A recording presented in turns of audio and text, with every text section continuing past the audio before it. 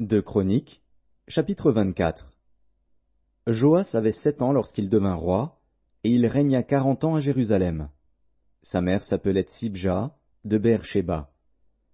Joas fit ce qui est droit aux yeux de l'Éternel pendant toute la vie du sacrificateur Jéhojada. Jéhojada prit pour Joas 2 femmes, et Joas engendra des fils et des filles. Après cela, Joas eut la pensée de réparer la maison de l'Éternel. Il assembla les sacrificateurs et les Lévites, et leur dit, « Allez par les villes de Juda, et vous recueillerez dans tout Israël de l'argent, chaque année, pour réparer la maison de votre Dieu. Et mettez à cette affaire de l'empressement. » Mais les Lévites ne se hâtèrent point.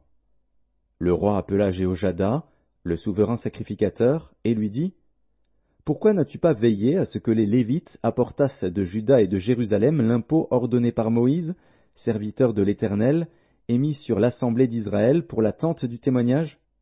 Car l'impie Athali et ses fils ont ravagé la maison de Dieu et fait servir pour les Baals toutes les choses consacrées à la maison de l'Éternel. » Alors le roi ordonna qu'on fît un coffre, et qu'on le plaça à la porte de la maison de l'Éternel, en dehors.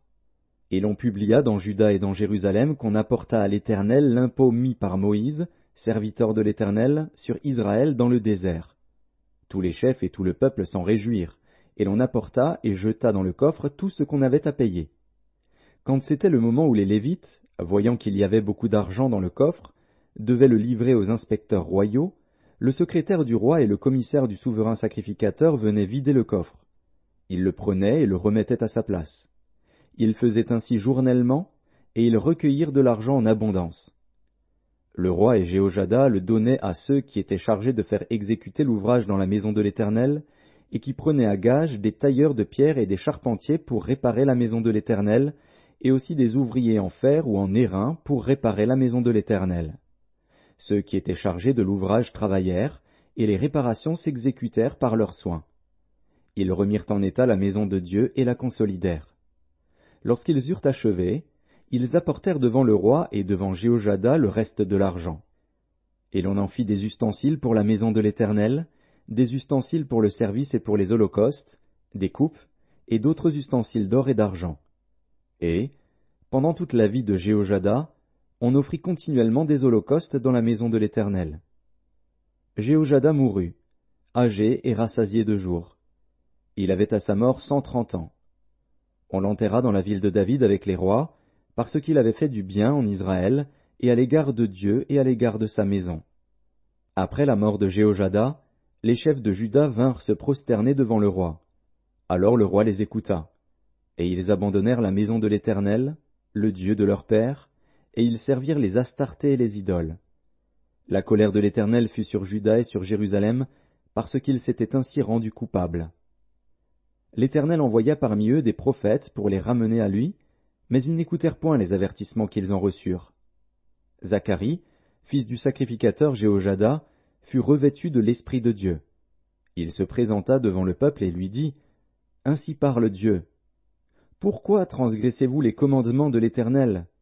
Vous ne prospérerez point, car vous avez abandonné l'Éternel, et il vous abandonnera. » Et ils conspirèrent contre lui, et le lapidèrent par ordre du roi, dans le parvis de la maison de l'Éternel. Le roi Joas ne se souvint pas de la bienveillance qu'avait eue pour lui Jéhojada, père de Zacharie, et il fit périr son fils. Zacharie dit en mourant, « Que l'Éternel voie, et qu'il fasse justice. » Quand l'année fut révolue, l'armée des Syriens monta contre Joas, et vint en Juda et à Jérusalem. Ils tuèrent parmi le peuple tous les chefs du peuple, et ils envoyèrent au roi de Damas tout leur butin. L'armée des Syriens arriva avec un petit nombre d'hommes. Et cependant l'Éternel livra entre leurs mains une armée très considérable, parce qu'ils avaient abandonné l'Éternel, le Dieu de leur père. Et les Syriens firent justice de Joas. Lorsqu'ils se furent éloignés de lui, après l'avoir laissé dans de grandes souffrances, ses serviteurs conspirèrent contre lui à cause du sang des fils du sacrificateur Jéhojada. Ils le tuèrent sur son lit, et il mourut. On l'enterra dans la ville de David, mais on ne l'enterra pas dans les sépulcres des rois.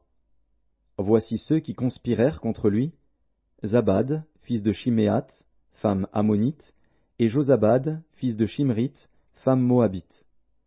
Pour ce qui concerne ses fils, le grand nombre de prophéties dont il fut l'objet, et les réparations faites à la maison de Dieu, cela est écrit dans les mémoires sur le livre des rois. Amatzia, son fils, régna à sa place.